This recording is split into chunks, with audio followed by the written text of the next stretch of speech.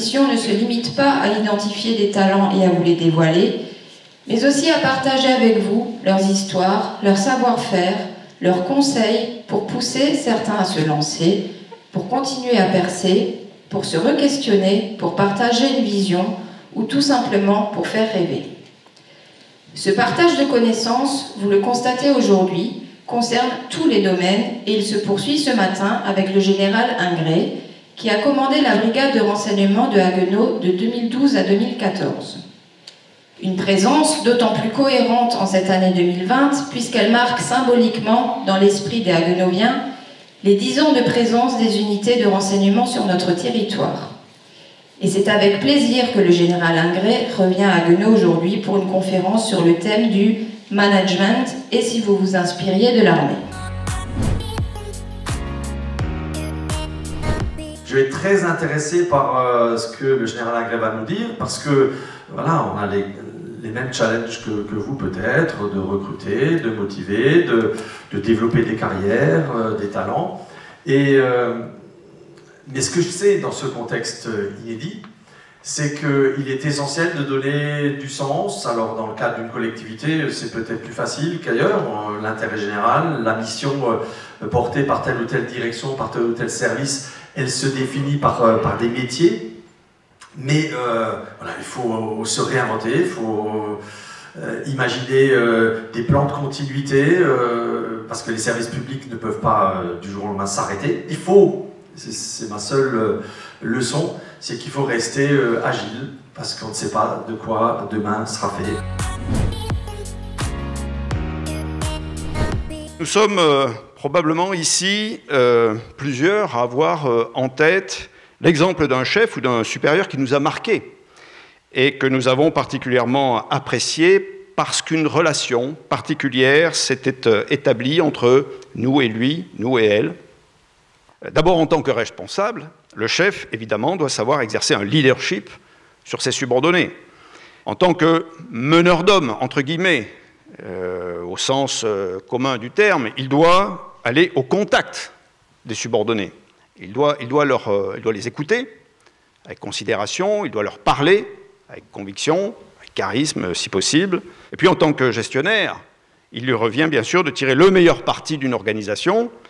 Et cette dimension, elle a un aspect collectif, mais elle a aussi un aspect individuel.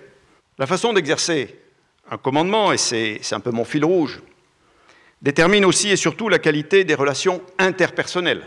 Cette qualité des relations humaines constitue le déclencheur de ce que nous nommons la fraternité.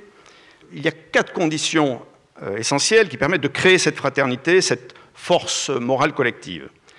D'abord, responsabiliser les individus. Ensuite, les valoriser. Créer chez eux une profonde satisfaction de servir, de manière à aboutir enfin à une discipline qui soit librement consentie. Et ces 4 conditions, elles engendrent finalement un cercle vertueux du commandement, et au fur et à mesure que chacune se réalise, finalement les autres se renforcent, et on arrive à une situation où le chef n'a plus vraiment à susciter l'action, mais il a simplement à orienter les choses, car le collectif prend le dessus. Le premier principe, c'est le principe d'exigence. Exigence, évidemment, vis-à-vis de ses subordonnés, mais également exigence vis-à-vis de soi-même en tant que chef. C'est bien sûr le principe par lequel le chef enrichit sans cesse ses subordonnés par le sens qu'ils donnent à leur action. Alors je vous renvoie à cette très belle citation du philosophe Michel Serres, que j'apprécie, qui dit « La véritable autorité, c'est celle qui grandit l'autre ». Deuxième principe, le principe de compétence. Il exige certes que le chef maîtrise un certain nombre de savoirs, de savoir-faire de son niveau, mais ce serait une erreur de considérer que la compétence d'un chef réside dans la maîtrise complète de tous les savoir-faire de ses subordonnés. Car finalement, l'art du commandement suppose donc une forte aptitude à déléguer, à fédérer les compétences individuelles, et donc c'est bien la compétence collective qui importe. Troisième principe, c'est le principe de l'esprit de décision. Il est évident qu'il n'y a rien de pire que l'indécision de celui qui commande. Le quatrième principe, c'est le principe d'humanité. Dans l'armée professionnelle, nous nous considérons tous comme égaux dans l'engagement et les motivations, et que ce soit subordonnés ou chefs, nous sommes avant tout des frères d'armes, je l'ai dit, et c'est pour cela que cette autorité doit s'exercer avec humanité.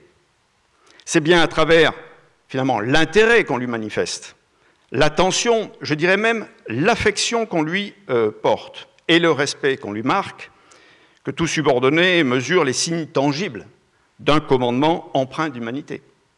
Il y a évidemment aussi le principe de justice, le principe par lequel, évidemment, la reconnaissance accordée à chaque individu doit être en parfaite adéquation avec ses mérites réels.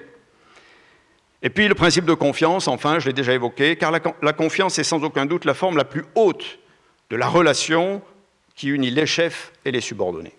Et l'application de ce principe entraîne que le subordonné, il est en confiance pour prendre à son niveau une initiative pertinente qui conditionnera le succès collectif.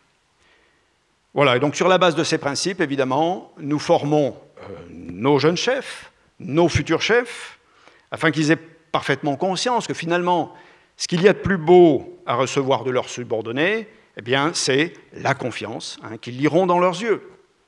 C'est l'adhésion qu'ils discerneront dans leur attitude.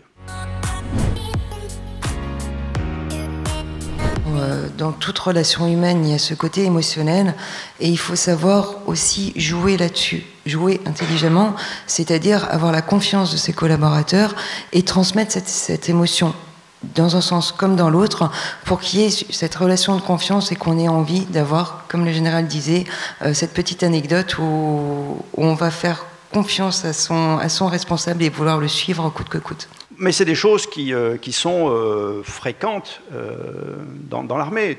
Tout chef militaire l'a éprouvé à un moment donné, parce qu'il y a une charge émotionnelle avec soit des individus, soit avec un collectif, avec un groupe, qui fait que, voilà, alors bien sûr, on est préparé à cela, mais c'est toujours des moments extrêmement forts. Le côté autorité apporte vraiment un plus, mais peut-être que certains collaborateurs auraient des idées. Donc, j'irais sur la partie créativité, donner l'opportunité d'entreprendre un peu plus. Dans les années 2015-2016, la notion d'entreprise libérée est également venue à la mode. J'ai tenté des choses, des choses ont marché. J'ai aussi vu quand même assez rapidement certaines limites.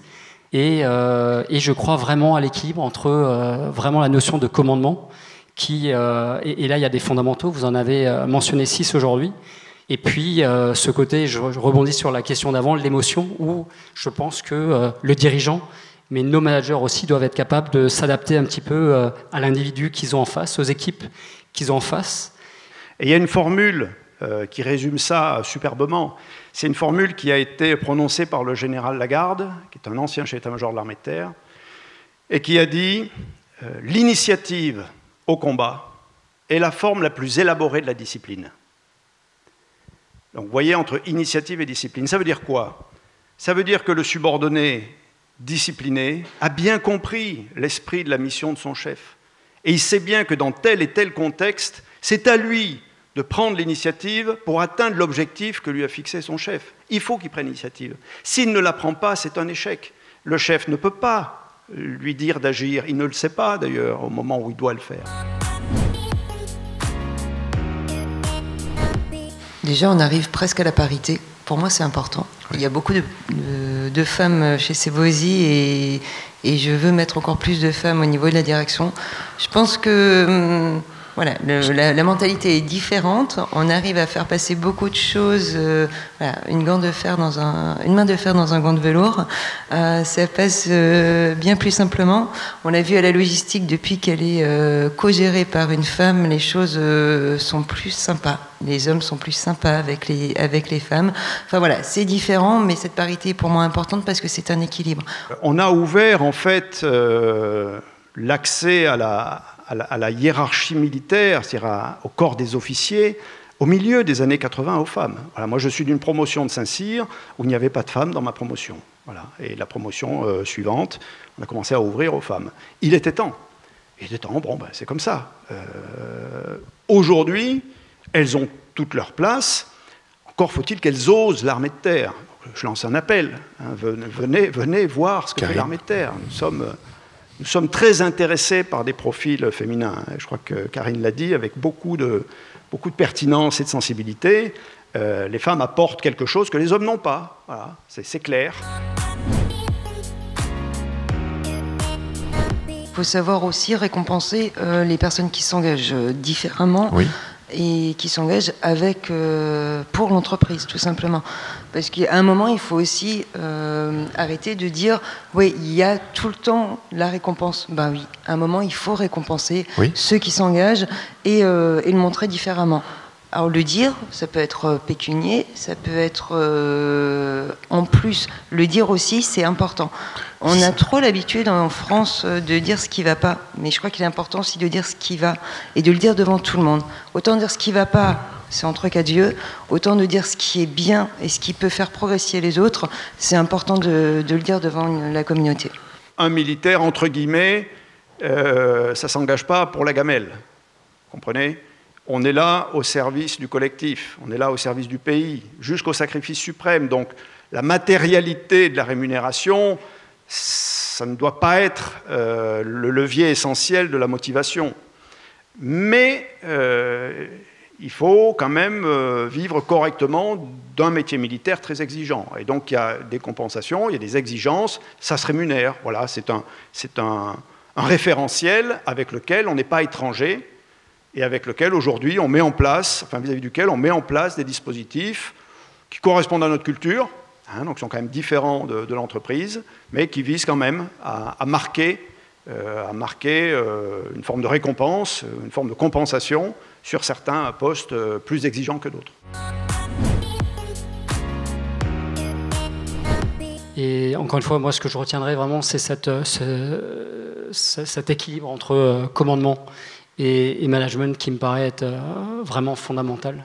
L'autorité, le côté vertical, et encore une fois la capacité à manager, à embarquer les gens, le leadership, le côté plus transversal.